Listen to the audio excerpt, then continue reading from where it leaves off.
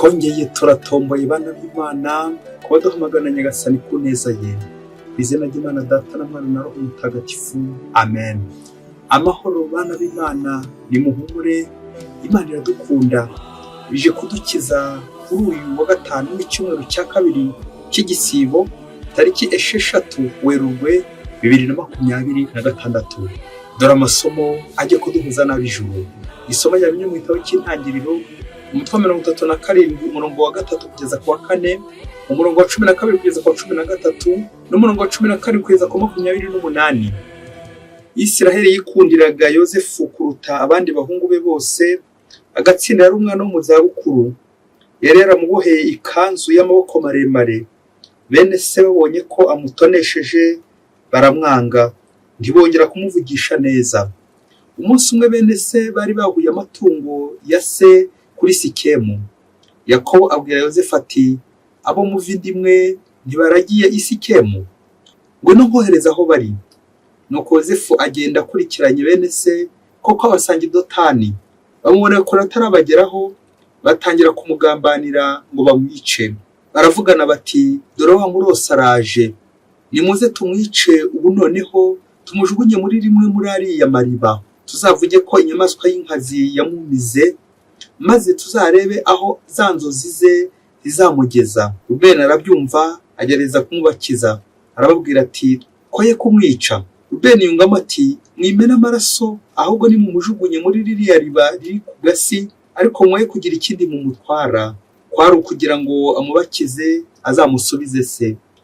Nuko Yosefu akibageraho baramufata, bamwambura ikanzu ye, ya kanzu y'amaboko maremare, bamujugunya mu iriba ryakamye ritakirimo amazi. Baricara bararya. Bagiye kubona, babona urushorerane rw'Abayismayeli bari baturutse i Giligadi, ingamiya zabo zikoreye amakakama yosa, imibavu n'ishangi, bajya kubicuruza mu Misiri. Nuko Yuda abwira bene se ati, kwica murumuna wacu tugahisha amaraso ye bitumariye iki? Nimuze tumugure n'abariya Bayismayeli, tutagira icyo tumutwara kandi tuvindimwe dusangiye n'amaraso. Iyo nama bene se barayishima. Haza kuza abamadiyani b'abacuruzi. Yosefu niko kumukura muri rya riba, bamugura n'Abayismayeli, bamugura amasikeli 20 ya feza. Yosefu bamujyana mu Misiri. Iryo ni ijambo ry'Imana. Zaburi ni 105. Nimwibutse ibikorwa bihebuje by'Imana. Nimugarukire Uhoraho nyir'ububasha, nimwibutse ibikorwa bye bihebuje, mwebwe nk'umuka Aburahamu umugaragu we, bahungu ba Yakobo abatoni be. Nuko Uhoraho ateza inzara mu gihugu, ibyo kurya birabura, abanza kohereza umuntu. Yosefu wari umaze kugurwa bucakara. Ibirenge bye babibohesha ingoyi, ijosi rye baryambika iminyururu, kugeza ubwo ijambo ry'Uhoraho rigaragaje ko ari umwere. Umwami ategeka kumubohora, umutegetsi w'amahanga aramufunguza, amugira umugenga w'urugo rwe, umutegetsi w'ibintu bye byose. Nimwibutse ibikorwa bihebuje by'Imana. Nyagasani Yesu nabane namwe. Amagambo mw'ivaji ntagatifu kanditswe na Matayo, umutwe wa 21, umurongo wa 33 kugeza ku 43, n'umurongo wa 45 kugeza ku 46.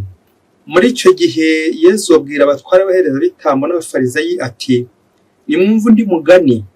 Habayeho umuntu wari ufite umurima, awuhingamo imizabibu, awuzengurutsa uruzitiro, acukuramo urwengero, yubakamo n'umunara w'abararirizi, awatira abahinzi maze yigira mu rugendo. Igihe cy'isarura cyegereje, atuma abagaragu be ku bahinzi kugira ngo bahabwe ibyatamurima. Ariko abahinzi bafata abagaragu be, umwe baramukubita, undi baramwica, undi bamutera amabuye. Nuko arongera yohereza abandi bagaragu baruta abambere ubwinshi, nabo babagenza batyo. Hanyuma batumaho umwana we, yibwira ati, umwana wanjye we ntacyo bazamutwara. Ariko abahinzi babonye umwana we, barabwirana bati, dore uzamuzungura, nimuze tumwice maze tuzazungura ibye. Nuko baramufata, bamwigiza hirya y'imizabibu, baramwica. Aho nyir'umuzabibu azahindukirira, azagenza ate abo bahinzi? Baramusubiza bati, abo batinda azabicurwa abagome, maze imizabibu ye ayatira abandi bahinzi, bazajya bamuha ibyatamurima uko isarura rigeze. Nuko Yesu arababwira ati, ntimwigeze musoma mu byanditswe ngo ibuye ryajugunywe n'abubatsi ryabaye insanganyarukuta. icyo gikorwa cya Nyagasani cyatubereye igitangaza. Nicyo gituma mbabwira nti iyi ngoma y'Imana muzayinyagwa, maze ihabwe ihanga rizayibyaza imbuto. Abatwara abahereza bitambo bumvise imigani ye, bamenya ko ari bo avuga, nuko bashaka kumufata, ariko batinya rubanda rwabonaga ko ari umuhanuzi. Iyo ni ivanjiri ntagatifu. Bayoboke b'Imana, nimugire amahoro. Aha tugeze ni kuri buri munsi. Fungura buri munsi, ufungure buri munsi, ufungure abandi buri munsi, ijambo ry'Imana buri munsi, ineza y'Imana buri munsi. Umunsi wo kuwa gatanu ubusanzwe uba wihariye ngo tuzirikana ya saha ya 9 Yezu yaducunguyeho ku musaraba, isaha y'umukiro, isaha y'impuhwe z'Imana. Natwe uyu wa gatanu ujye ufata nk'aho ari impuhwe Imana yifuza gutambutsa iwawe. Impuhwe z'Imana zirimo ziragukomanga ati kingura. Twebwe abanyabyaha kugira ngo Imana itubabarire, idukize ikibi cyose, maze tugira abayo uko ishaka. Aha rero niho Nyagasani yifuza kuduhindura. Ureke Nyagasani guhindura uko ashaka, ntibibe ariko ushaka. Ureke Nyagasani akugeze uko ashaka muri aka kanya. La conversion, uhinduka. Mu mizi 7 y'ibyaha ariyo ukwikuza, ubugugu, ishyari, uburakari, ubusambanyi, ubusambo, ubunebwe. Tujya kuzirikana kuri uwo muzi wa gatatu. Ese wawe ukibuka ari uwuhe? Uburakari. Aho ishyari kugira ngo urikire wimirize imbere urukundo rwa kivandimwe. Nuko rero tuze kuzirikana ku ngingo igira iti ukwihangana kw'Imana. Uko Imana yihanganira umugome, ikihanganira umunyabyaha igira ngo ahinduke.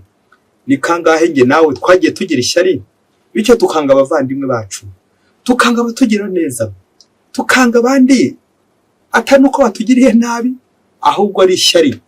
Ati barandushije we, arangiranye we. Ngibyo tujye kuzirikana kuri amasomo y'uno munsi. Kwihangana kw'Imana. Ko Imana itatwereka gusa abagome, ahubwo itwereka uruhanga rwayo, ubugwaneza bwayo, kugira ngo duhinduke twerekere inkuru nziza. Uhinduka n'ibya buri munsi.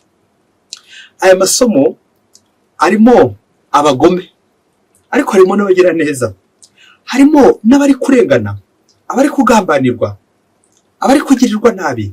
Muri abo bari kugirirwa nabi harimo Yozefu uza kwerekeza mu ivanjiri kuri Yesu, uri ku rugendo agiye kudupfira.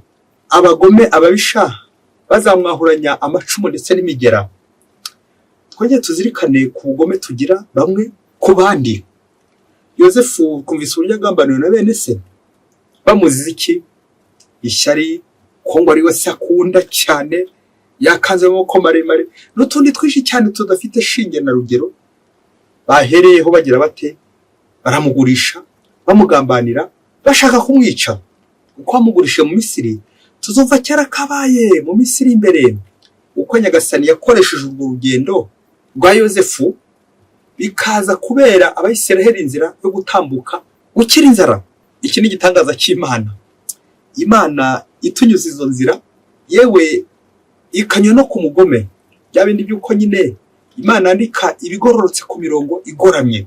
Mu buhangange bw'Imana n'umugome ashobora gukora, ariko bikaza gusoza ubuhangange bw'Imana butsinze, ubugwaneza bw'Imana butsinze. Yibyabaye kuri Yozefu. Uyu mugani twumvise muri Evanjiri nawo harimo ishyari. Ishyari ry'abafarisayo n'abigisha amategeko n'abandi babanguye umuhoro bashaka guhotora Yezu. Umugani bakunze kuyita abanyamizabibu b'abahotozi cyangwa abahinzi b'abahotozi, abagome. Ariko ntabwo harimo abagome gusa, ahubwo uyu mugani urifuza gutwereka mbere na mbere ubugwaneza bw'Imana, ukwihangana kw'Imana. Yamana yihangana umunyabyaha kugira ngo agire gute? Kugira ngo ahinduke. Kwa kundi tuba mu cyaha twarahindanye, Imana igategeza igihe tuzahindukira kugira ngo duhinduke, twere imbuto nziza, dukore neza icyo Imana ishaka.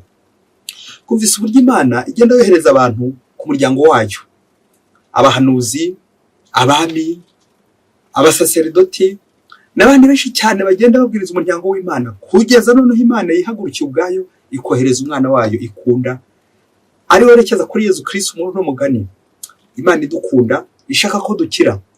Kongere tuze kwisuzuma turebe niba tutari mu bateye Yezu amabuye, abamujyanye ku ruhande bakahamwicira. Kubera iki?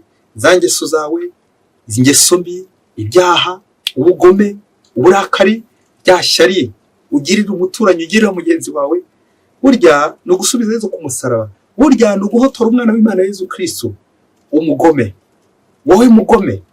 Ivanjiri ije twereka uburyo Imana itwihanganira.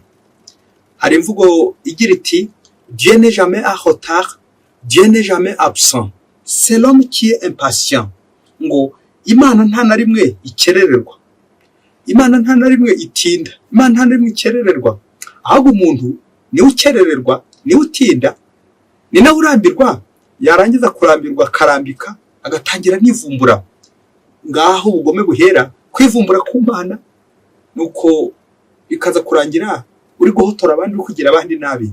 Ubugome, hari imvugo igira iti ngo umugome nta konje agira. Aho twabonye uburyo abagome bakunda ibintu bakanga abantu, ibi bitandukanye n'ubuntu bw'Imana.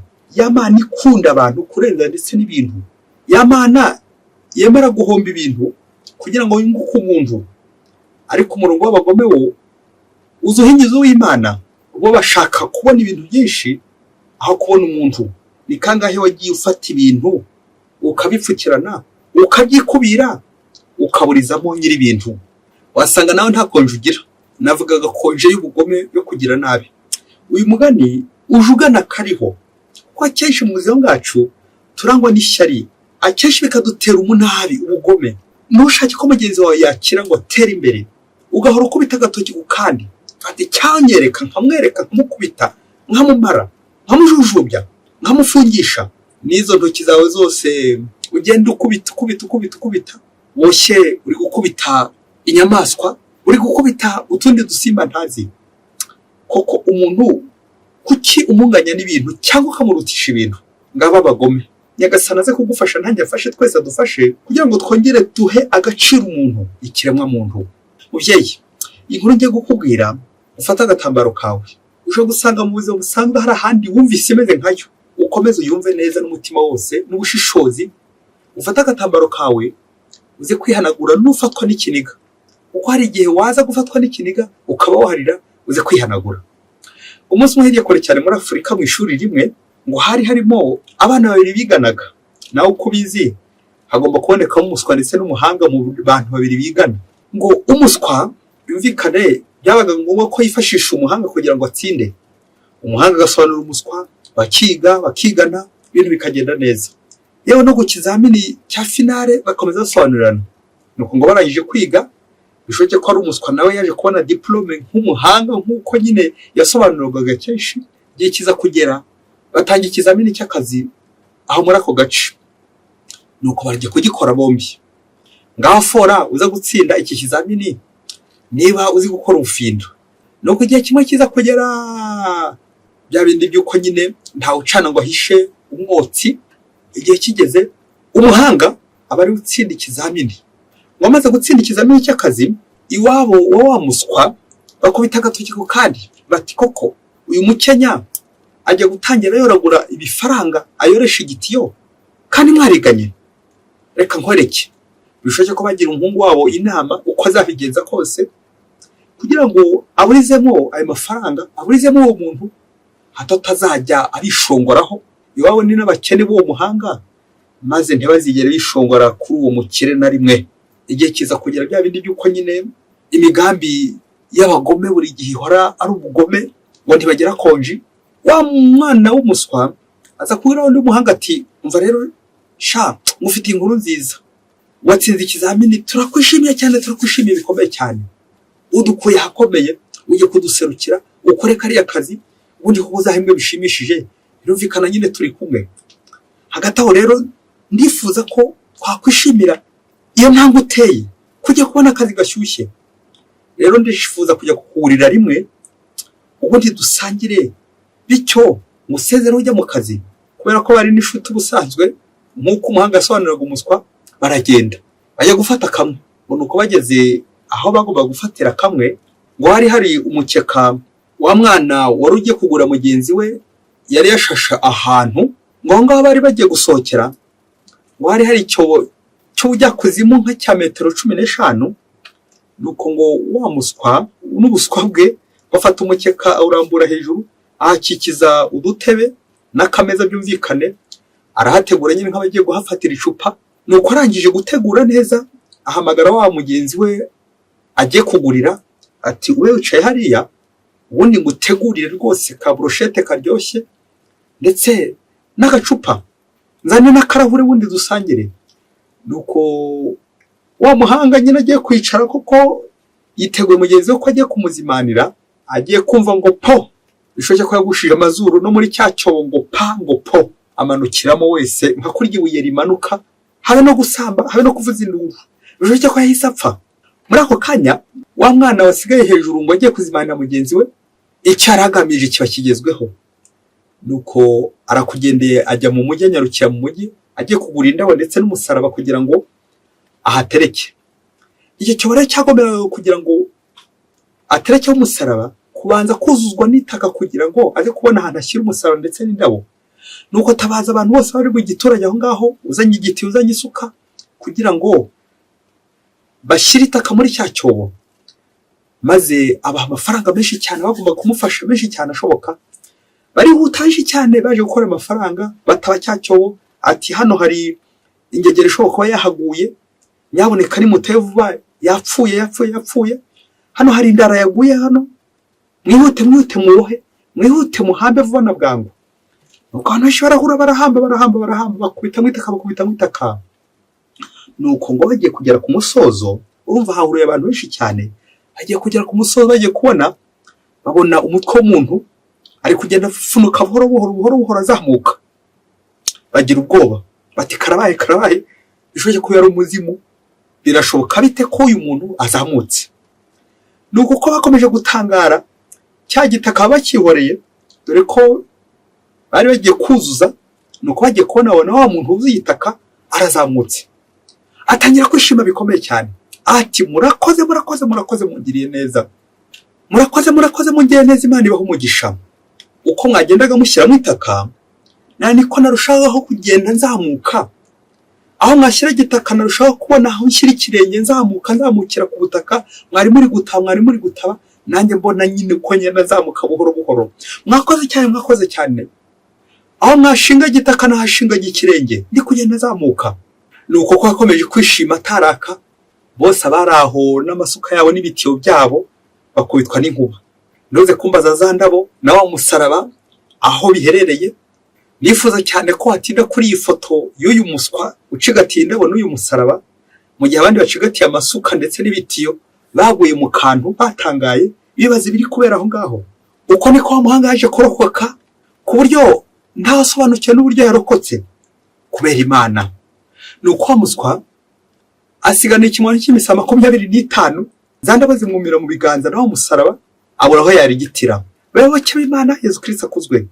Reka dusoreze gutuntu dutatu tuza kugukamura mu bugome, ishyari, umunabi, maze nawe uwo mugwa neza urangamire Nyagasani, uhinduke usibe ubugome ukoresha icyo gitaka. Icyambere twazirikana ni inkomoko nyine y'umugani ngo umwanzi agucira kobo, Imana igucira kanzu. Amen. Nuko uyu muhanga yaje kurokoka kubera impuhwe z'Imana, kubera Imana. Nyagasani afite inzira nyinshi anyuzamo impuhwe ze kugira ngo kurokora gukize. Yizi imbabazi z'Imana zirimo zirakomangiyeho ati nkingurira, reka ubugome, reka umunabi, kuko Imana icyayo ari urukundo, ari ukugira abantu neza. Rero wo mugome, inabi yawe ntabwo ishobora kuganza ineza y'Imana. Icya kabiri twazirikana ni amaherezo y'abagome, ni n'amaherezo nyine y'abaswa, dore ko umuswa nyine atunzwe na ruswa, arya ruswa. Amaherezo y'abagome ni kimwaro, amaherezo y'abagira neza ni neza, ni amahirwe, ni ukurokoka, ni ugukira, n'ibyishimo. Ese wowe urakorera ibyishimo cyangwa urutahira kwishimisha gusa, bikaza kurangira utahanye umunabi wawe n'ikimwaro? Icya gatatu twasorezaho ni umukoro. Ese hari abantu baba ufitiye ishyari, bishoboke kuri gushaka kubihimuraho no gushaka uburyo bwose uzaburizamo imigambi myiza yabo? Uko bakurushije, ati barandushije we, arangiranye we, antanze imbere we, andushije amanota we, abonye akazi we, neza neza ukaroda usinziriye igitima kiri kudiha, ukubera ko mugenzi wawe akurushije, kubera ko mugenzi wawe ageze heza, aho kubyishimira uti mugenzi wanjye ataye agatambwe, nawe uri gukubita agatoki ku kandi ngo icyampa Imana apfe, icyampa Imana imigambi burizwemo, ntawe uriza mu mugambi w'Imana. Mubyeyi, aka kantu gaca akarongo, iyi nteruro ngo ishyari ngo niryo shuri rya nyuma abagome bigamo, bikarangira babonye diplome y'abarozi, y'abicanyi. Nirinze kuvuga n'abagambanyi, wasanga nawe uri muri iryo shuri, uri mu kangahe? Nibaze ntange nibaze. Tubabazwe bikomeye cyane n'ubugome dukora ku isi, dufite ku isi, aho usanga muri iyi si birababaje kandi koko nirinze kuvuga ko wabuze nk'ubwenge n'ubushishozi, ndetse ureba amafaranga tugura ubwicanyi, ureba amafaranga dushora mu bwicanyi, mu ntambara, aho kuyagura imiti yo kuvura abantu cyangwa ibiryo byo kugaburira abantu, inzara iri kwica abantu, aho gushaka amahoro, guharanira amahoro, ahubwo turi kugura imihoro yo kwica abandi, gusenya abandi, kugira abandi nabi. Ngege ishyari ngo ubugome, Nyagasani utware ko twagucumuyeho, twarakugomeye, dukora ibidakwiye mu maso yawe, turaje ngo tubabarire twebwe abanyabyaha. Amen. Mwese Imana ibahe umugisha. Imana Data na Mwana na Roho Mutagatifu. Amen. Padiri Masomo kuri Ladislas wa Diyosezi ya Cyangugu.